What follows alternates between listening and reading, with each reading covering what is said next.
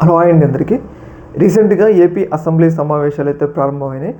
ఈ సందర్భంగా YCP party Jaganmohan Reddy గారు అలాగే సీఎం చంద్రబాబు నాయుడు గారు అందరూ కూడా ఏదైతే అసెంబ్లీ బడ్జెట్ సమావేశాలకి హాజరు కావడం జరిగింది.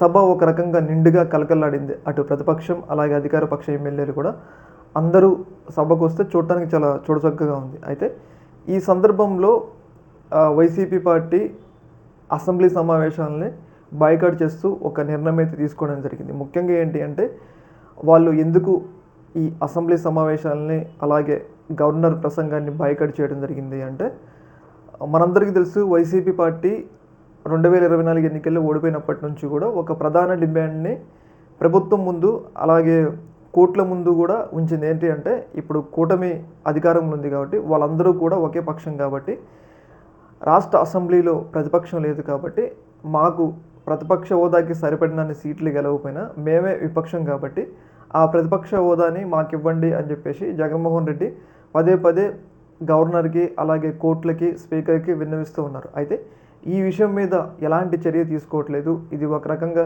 ప్రజాస్వామ్య ఉల్లంఘన కిందకి వస్తుంది అని చెప్పేసి వైసీపీకి సంబంధించిన ఎమ్మెల్యేలు గవర్నర్ ప్రసంగానికి అడ్డు తగులుతూ తమ నిరసన అయితే వ్యక్తం చేయడం జరిగింది. ముఖ్యంగా ఏంటి అంటే ఎవరు విపక్ష నేతలు లేరు కాబట్టి జగన్మోహన్ రెడ్డి వైసీపీ పార్టీ విపక్ష నేత ఉంది కాబట్టి మాకు ప్రతిపక్ష హోదా ఇవ్వండి, దాని మీద ఎలాంటి నిర్ణయం తీసుకోవట్లేదు కాబట్టి గవర్నర్ ప్రసంగాన్ని అడ్డు తగలడంతో పాటు ఈ గవర్నర్ ప్రసంగాన్ని బాయ్కాట్ చేస్తున్నాము అని చెప్పేసి వాళ్ళు నిర్ణయం అయితే తీసుకోవడం జరిగింది. ముఖ్యంగా ప్రతిపక్ష హోదా ఇవ్వనందుకు వైసీపీ ఈ యొక్క ప్రసంగాలను అయితే బాయ్కాట్ చేసినట్లయితే మనకి ఇది అర్థమవుతుంది.